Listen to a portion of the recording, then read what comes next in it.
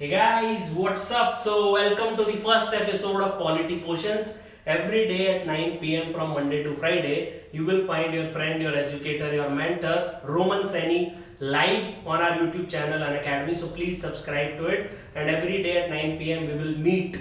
So today we are going to discuss a very important topic, schedules of Indian Constitution. काफी थोड़ा थका हुआ हूँ, सुबह से काफी काम कर चुका हूँ. So just bear with me and इस वीडियो को देखने के बाद you will not face any issues whatsoever. All the 12 schedules we will cover in detail. So please don't worry about it at all. Okay. So these are my notes which I made during civil service preparation. So I will be referring to them because 5 साल हो गए पढ़े हुए. But let's get started. So what are schedules? Schedules are not there as articles. Why? Because they are very lengthy. Since they are very lengthy, our constitution is already one of the most bulkiest, most longest constitution in the world. If they add schedules to that constitution as well, it will become so big that it will not come in one book. So that is why they added it as an appendix to the constitution. So they are lists which categorize and tabulate bureaucratic activity and policy of the government. So this thing you need to know. And it is, since it is more than 100 pages, so it is kept as a separate document rather than as part of the constitution. But they might ask you, is it a part of the constitution? Answer is yes. It is very much a part of the constitution. Despite the fact it is not in the constitution, it is an appendix to the constitution, and that is why it is very much a part of the constitution. What does it mean? Roman, what does it mean if it is a part of constitution? If you have to add, if you have to subtract, if you have to change any schedule, you need Constitutional Amendment Act, not just any simple act. That is the meaning that it is part of the constitution. For example, originally in the constitution there were 8 schedules. When did the constitution come into force? 26th January 1950. Then there were 8 schedules. Just after 1 year they added the 9th schedule. After 40 years they added the 10th schedule. And after roughly 43 years they added the 11th and the 12th schedule. So now there are total 12 schedules in the Constitution of India. Are we clear? And the 9th was related to judicial review, and it is the first Constitutional Amendment Act, by the way. So the first time the Constitution was amended was to add a schedule so as to avoid judicial review. We will talk about it. 10th schedule was added in the Rajiv Gandhi government in 1985, which was against the anti-defection law. It was the 52nd Constitutional Amendment Act. 11th was added in 1992 and it was related to Panchayati Raj. It was the 73rd Constitutional Amendment Act, and the 12th schedule and the last schedule till date, there is no amendment for last 25 years. It was related to the municipality, 74th Constitutional Amendment Act of 1992. So let's get started with our 12 schedules. So I'll go quickly. Whatever is important we will discuss. ठीक है, फालतू का कचरा हम discuss नहीं करेंगे. जो UPSC पूछेगा हम वो डिस्कस करेंगे. तो पहला जो इसका पॉइंट है वो है पार्ट 1, यानी कि शेड्यूल 1 में क्या होता है, 2 चीजें हैं. पार्ट 1 है, उसमें आता है आपका स्टेट्स के नाम प्लस यूनियन टेरिटरीज. अब स्टेट्स और यूनियन टेरिटरीज कितनी है, जो सॉरी पार्ट 1 में है स्टेट्स और उनकी टेरिटोरियल जुरिस्डिक्शन. तो right now in India there are 29 states, 29 states. They can ask you what is the latest state to be added. Answer is Telangana. ठीक है, clear? Then the part 2 is name of union territory and their extent. अब union territory कितनी है India में? Everybody should know. Let's count. Delhi. Second is Andaman and Nicobar Islands. Third is Daman and Diu. Fourth is Lakshadweep. Fifth is Puducherry. It is not Pondicherry. It is Puducherry. That is the official name. And it has 4 parts. One is itself the territory of Puducherry, then Karikal, Mahe and Yanam. So these are the 4 dispersed locations. One is near Kerala. Okay, so you need to understand that. Then Chandigarh, and 7th is Dadar and Nagar Haveli. So these are the 7 union territories. So first schedule deals with these things. Okay. Second schedule deals with the provisions related to the emoluments, privileges, allowances and so on of. Now they ask which are all included here. Very important. Obviously President of India will be included here. Then the governors, all the governors are included here. Then Speaker of Lok Sabha, Deputy Speaker of Lok Sabha and Legislative Assembly in the states are included. Then Chairman and Deputy Chairman of Rajya Sabha and Legislative Council of the states. Now it is very important to know all the states in India do not have legislative councils. Only a few states have legislative councils. So please mention them in the comments below. I'll really appreciate it. फिर उसके बाद है official residence will be given to जजेस without pay. ठीक है, ये लिखा है उसमें शेड्यूल में. फिर वाइस प्रेसिडेंट और एनी अदर पर्सन. अब आप पूछोगे कि वाइस प्रेसिडेंट के अलावा प्रेसिडेंट कौन बन सकता है? Answer is chief justice of India. For example, भगवान ना करे, president and vice president are going in a plane and that plane crashes. So who do you think will be the president of India? Answer is CJI. So president, vice president or any other person who act as the president will get salary of president, not of vice president. And any person who is acting as governor will get salary of governor. This is the second schedule of the Indian Constitution. Now let's talk about the third schedule of the Indian Constitution. Now very important, they ask this in the prelims and the mains. What is the difference between oath and affirmation? So it talks about forms of oath and affirmation. So oath is taken by a person who takes it in the name of God. So it's a very simple mnemonic which you can remember. So just make this big. So O will refer to oath and God will have this. While atheists, those who do not believe in God, they take affirmation. So I still remember I made this mnemonic. So as you can see, A is for atheist and O is for oath. So now you will never forget in your life. Okay, so they do a solemn declaration. They don't take oath in the name of God. They do an affirmation. Now who are required to do this? This is again very important. Union and state ministers, all union ministers, all state ministers are required to take a oath or affirmation before they enter in their office. Then MPs. Now everybody can see, right? MPs will be, but candidates for elections for parliament are also required. Anybody who is a candidate, not an MP, just a candidate for election, उस case में भी you need to take an oath or affirmation. Then all the MLAs, all the MLCs. Again I have told you, legislative council is not present in all these states, so MLCs will also not be there in all these states, right? Like and candidates for election to state legislature, all the candidates are also needed. Okay. Then judges of Supreme Court, High Court, and finally you have Comptroller and Auditor General of India. So these are the people whose oath or affirmation are mentioned in the schedule of the Constitution. बाकी other people also have to take it. ऐसा नहीं कि बाकी नहीं लेंगे, but they are not mentioned in the schedule. So you have to remember those points. Now let us talk about the fourth schedule of the Indian Constitution. What does it deal with? You all know India follows a parliamentary form of government. In parliamentary form of government, there are two houses. One is the lower house, that is called as the Lok Sabha. One is the upper house, which is called as the Rajya Sabha. In USA, there is Senate. Senate is equivalent to Rajya Sabha. But what USA follows is that there are 50 states in USA. It is called United States of America, right? So ये United States जो है 50 states है. But every state, no matter if it is as big as California or as small as Hawaii, they will send two senates. So 50 into 2 will always be 100. Unless they add a new state, in that case it will become 102. But in India, it is based on the population of the state. It is a very important point to understand. So obviously goes without saying, Uttar Pradesh will have 31 people, goes like it is the biggest state in India by population. So it has the maximum. Just to give an example, the second state is Maharashtra with 19. So that is the difference between UP and Maharashtra. Third is Tamil Nadu with 18. Then West Bengal and Bihar with 16. Karnataka with 12. Just have a rough idea because they will ask you to arrange them in ascending and descending order. Let me warn you before. So they will ask you which of the following states have the maximum representation in Rajya Sabha. They can ask you. So have a rough idea. Karnataka is 12. Then Andhra Pradesh, Gujarat and Madhya Pradesh have 11. Now earlier Andhra Pradesh had more. Then you will ask me 11 कैसे हो गए? Because Telangana has taken 7 seats. So Assam, Punjab and Telangana has 7. Kerala have 9. Odisha, that is the new name. It's not Orissa. It is ODISHA. And Madhya Pradesh have Rajasthan and Odisha have 10. Chhattisgarh and Haryana have 5. Jharkhand has 6. Himachal Pradesh, Delhi, National Capital Territory, and Uttarakhand have 3. J&K have 4. And Goa, Sikkim, Puducherry, and all the northeastern sister states combined except Assam have 1.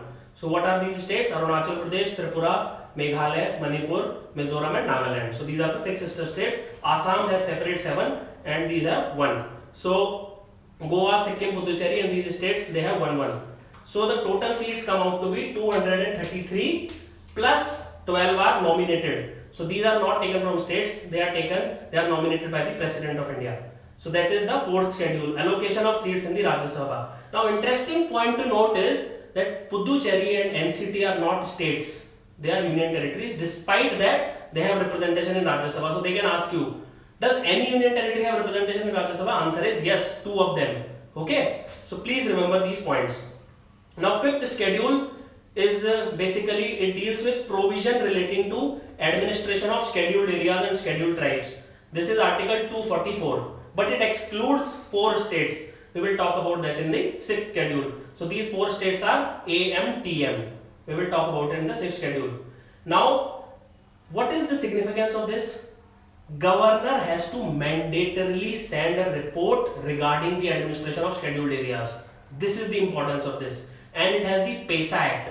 PESA is Panchayat's extension to the Scheduled Area Act of 1996. It defines the scheduled area. It is there in article 244(1). Okay. Now this provisions also resemble the 6th schedule. Now it talks about village, which is a group of habitations and hamlets. So PESA Act in itself is a very big question. Obviously, because of paucity of time, I can't deal with the entire PESA Act because it will take half an hour. But just remember that reservation at every panchayat shall be in proportion to the population of communities, and it is minimum 50% for scheduled tribes. This is the most important point. Minimum 50% seats are reserved for scheduled tribes, and chairperson can only be a scheduled tribe person. What does it mean? 100% reservation for scheduled tribes for chairpersons. Now it also talks about Tribal Advisory Council in the para 4 and subclause 1 of the 5th schedule, and it will advise on such matters pertaining to the welfare and the advancement of the scheduled tribe in the state as may be referred to them by the governor. So PESA Act and Tribal Advisory Council are really important topic. समझ में आ रहा है ना? By the way, कल 9 बजे फिर से आ जाना. We will discuss a very interesting topic in polity portion, and we will like launch our magic and you will remember everything. So जो Tribal Advisory Council है, ये 9 scheduled area में है, मतलब तो टोटल है Andhra Pradesh, Chhattisgarh, Gujarat, Himachal Pradesh, Jharkhand, MP, Maharashtra, Odisha and Rajasthan, and 2 non scheduled area states of Tamil Nadu and West Bengal. ठीक है. Now member of state legislature who are from ST shall be 3/4 of the total members. This is more or less about the 5th schedule. Now 6th schedule deals with the ATM money. ATM money is the mnemonic to remember it. A is for Assam, M is for Meghalaya, T is for Tripura, M is for Mizoram. Meghalaya, Mizoram, Tripura and Assam. So provisions relating to the administration of the tribal areas in these 4 states. Okay, 4 states AMTM, Assam, Meghalaya, Tripura and Mizoram. Now it talks about autonomous districts will be by district council and autonomous regions by regional council. It is very detail oriented. So it is one of the most lengthiest schedule. No need to read it at all. Just remember, governor and state government have significantly limited powers. This is the most important point you should take. They cannot do much things because the power is in the district councils, regional councils, and the he just decides the composition of district council and regional council and the delimitation of territorial constituencies for the purpose of elections for these councils. Now let's hear about the powers. What these councils can do. They can allotment, occupation or use of land or any other land which is a reserved forest for the purpose of agriculture or grazing, okay, which is likely to promote the interest of the inhabitants of any village or town. So they can take any action on that. They can manage any forest which is not a reserved forest, and they can use any canal or water course. They can regulate the practice of jhum and so on and so forth. License for mineral extraction can be given. Separate expenditure in budgets they have. So they are very powerful in these states of AMTM. Again, they will ask you the mnemonic is the key here, because Assam, Meghalaya, Tripura and Mizoram, they will ask you always these. Which of the following is not part of the 6th schedule? So M can be replaced by Manipur. So just remember that, they might confuse you. It is Meghalaya and Mizoram, not Manipur. Now the 7th schedule of the Indian Constitution, we are done halfway. 6 are done out of 12, so you can take a breather. Now 7th schedule talks about division of power between union and state. So obviously then there are 3 lists. One is the union list, one is the state list, and one is the concurrent list. So there are 3 lists. No need to remember the subjects, it is impossible. Let me tell you why it is impossible. In the first list, union list, there were originally 97 subjects, now there are 100 subjects. It is impossible to remember. But always remember whatever is national defense, national security, which is things of national importance will always be in the Union list. I will give you some example. Defense, armed forces, ammunitions, explosives, nuclear, CBI, foreign relations, UNO, tax on newspaper. These things, pilgrimage outside to India. So these are like national in character. Railways, ports, airways, ships, insurance, banking. These are like of national importance, right? Opium, census, UPSC. All these things are in all the major taxes except agriculture. Just remember that part. Agriculture is not there in the central list. This is the question which they ask. Agriculture is not there in the union list. Second list is state list. Now these are like local things. They originally were 66, now they have been reduced to 61. So it includes public order, prisons, police, high courts, local government, pilgrimages within India, intoxicating liquors, relief of disabled, unemployed, burial grounds, agriculture. Agriculture is the keyword, please remember that. Water, mines, gas, gambling, betting, these things are there, okay. Now with GST, like the structure has changed slightly, so please refer to the new ones. Now taxes on animals, boards, these things are also there. Finally, there is a concurrent list. Now what happens in concurrent list? You have to remember this very carefully. There are like IPC, CRPC, criminal law, marriage, divorce, these are there. 52 subjects are there in the concurrent list, originally 47. But the most important thing is both center and state can make laws, but if the parliament has made law, it will override the state law. So this is the important point which you need to remember. Now there are few conditions in which parliament can even make a law on state list. So let us see these conditions. Under Article 249, this is a very important question. In mains it will be directly asked, under what conditions parliament can make laws on the state list. Please remember these conditions. Under Article 249, if Rajya Sabha, listen to me clearly, by 2/3 majority declares in a national interest that this subject has to be legislated by the parliament, it can be legislated by the parliament. This is the first condition. Second is under Article 250, if there is an emergency in that state or any region, parliament can make a law. Okay, these are the two conditions. Article 252, listen to me carefully. If let's say Karnataka and Tamil Nadu, they come together, they say Kaveri dispute we are not able to resolve, you make a law on this, you legislate on this. So if two or more states, they come together and they say Parliament bhai, please make a law on this, under Article 252, Parliament can make law. And the fourth is, if there is any international treaty or agreement, if Parliament has to give effect, it can give. Let's say कल को हम agriculture पे कोई treaty करते हैं किसी UN के साथ या European Union के साथ. So in that case, Parliament can make any law. Okay, absolutely no issues. So these are the major conditions in which Parliament can override the state. Now let's talk about the 8th schedule. Very important. Very important. It talks about the languages which are recognized by the Constitution of the India. Like just to give a caveat, there were 14 originally. Original always means 26th January 1950. Original means 26th January 1950, the day our constitution came into force. However, let me put you an interesting question. There were some provisions of the constitution which came into force before 26th January 1950. Can you please tell me those provisions in the comment section below? It is again a very interesting question. One of them I can tell you, but I will not tell you right now. You post in the comment section. Now these languages which are recognized, 14 originally include Assamese, Bengali, Gujarati, Hindi, Kannada, Kashmiri, Malayalam, Marathi, Odia. Now again by 96th Constitutional Amendment Act, it was earlier called as Oriya, O-R-I-Y-A. Now it is called as O-D-I-A, Odia, by 96th Constitutional Amendment Act. Punjabi, Sanskrit, Tamil, Telugu, Urdu. So these are the 14 languages which were there originally. Now by 21st Amendment Act, now see this mnemonic carefully. By 21st Amendment Act, they added one language. It was Sindhi. Now you might ask why they added Sindhi. Because Sindhi is in Pakistan. Don't ask such stupid questions like there are people who are living in India of Sindhi origin. Okay, so it is their mother tongue. That is why it was added. Now by 71st Constitutional Amendment Act, they added 3 languages. What are these 3 languages? Manipuri, Konkani and Nepali. Now we will again ask you why were they made? Because during this time Nepali language is obviously it is spoken in Nepal, but Sikkim, the people of Sikkim speaks Nepalese. So that is why it was added. Okay, not because we were like very close with Nepal. It is because the people of Sikkim. It is the main language spoken over there. And finally, by 92nd Constitutional Amendment Act, so they added 4 more languages. Now, interestingly, if you add 21 and 71, you will get 92. And if you add 1 and 3, you will get 4. So this is a very good mnemonic to remember. The 21st Amendment Act added 1, 71st Amendment Act added 3, and 92nd Amendment Act added 4 languages. They are Bodo, Dogri, Maithili and Santhali. So Sindhi was 1, then Manipuri, Konkani, Nepali 3, then Bodo, Dogri, Maithili and Santhali. And this was in 2002. Okay. So now you remember.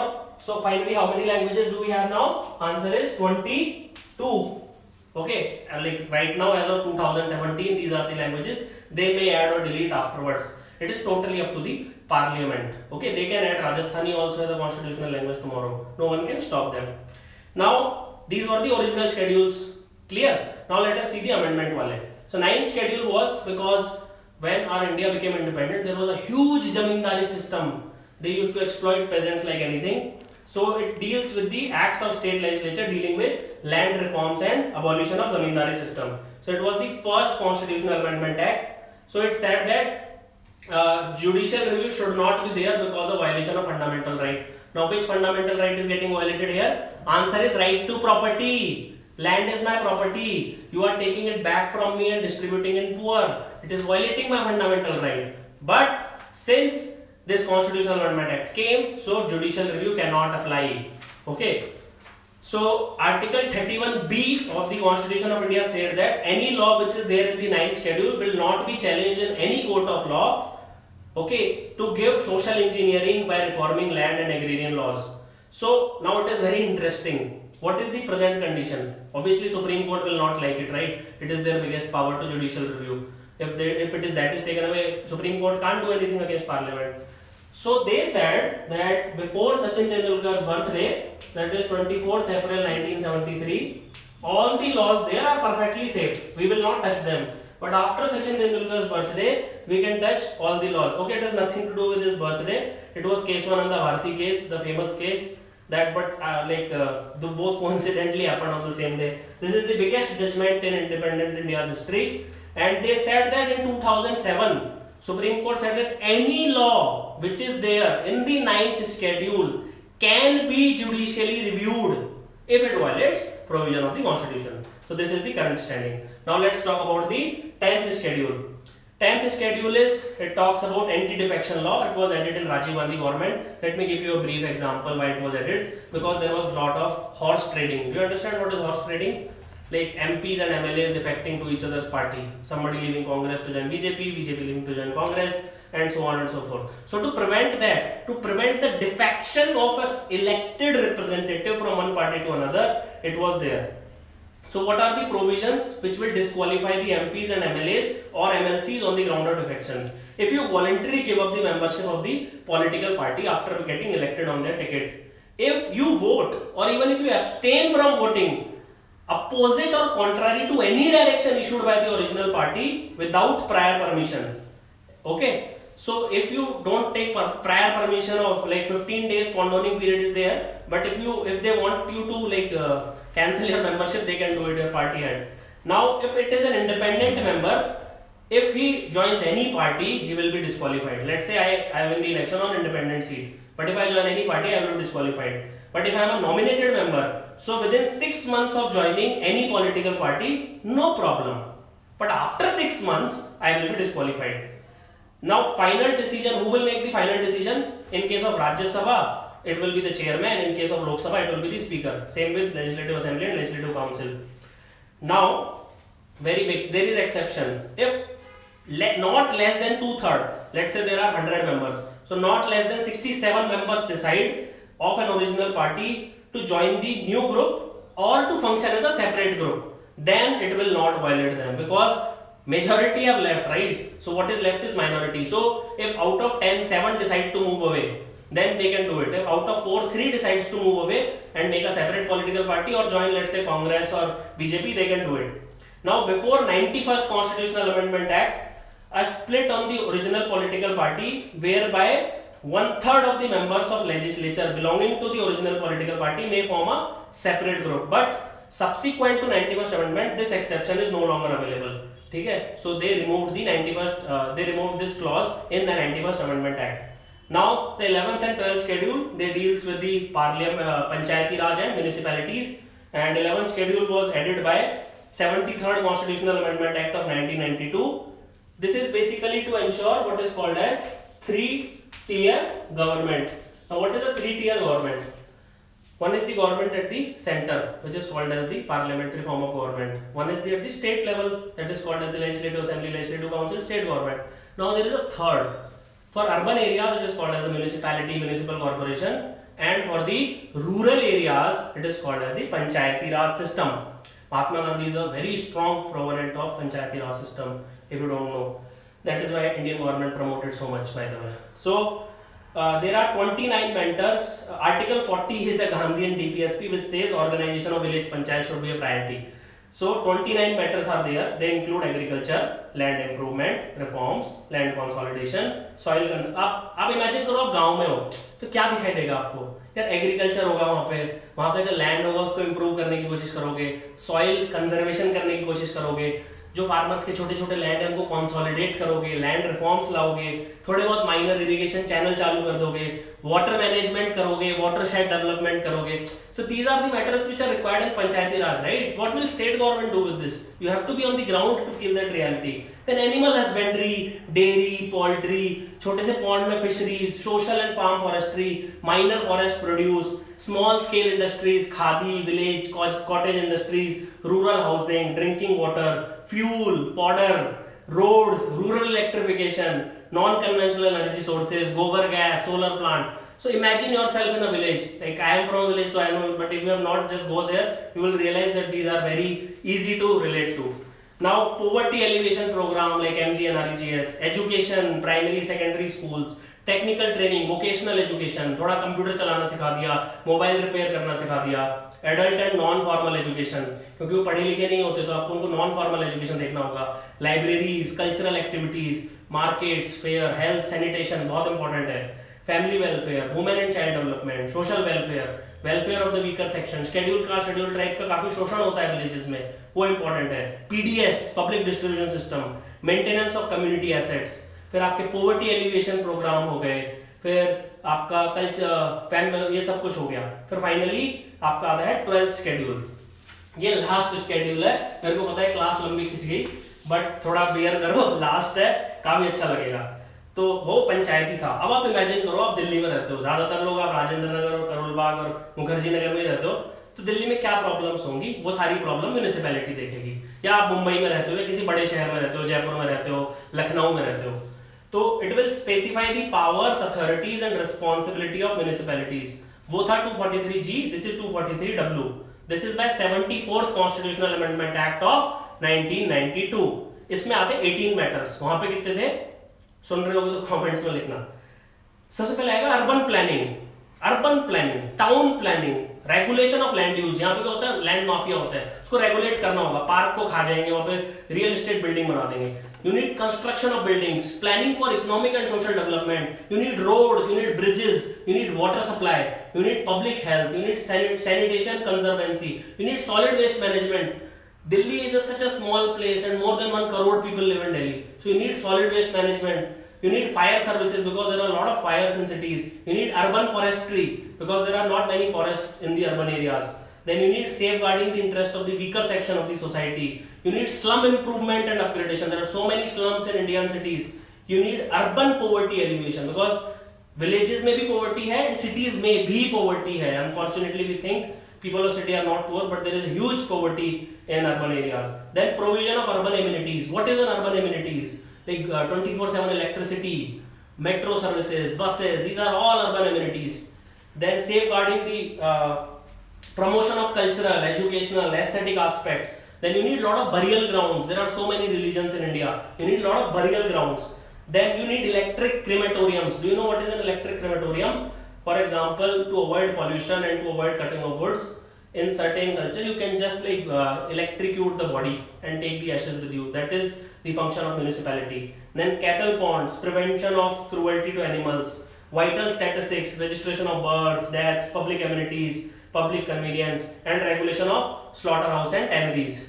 So this was everything which you need to know about schedules of the Indian Constitution, and we will meet tomorrow at 9 p.m. You can take some questions. Okay. So now just to like take some questions, I'll have, so a lot of questions have been asked here. So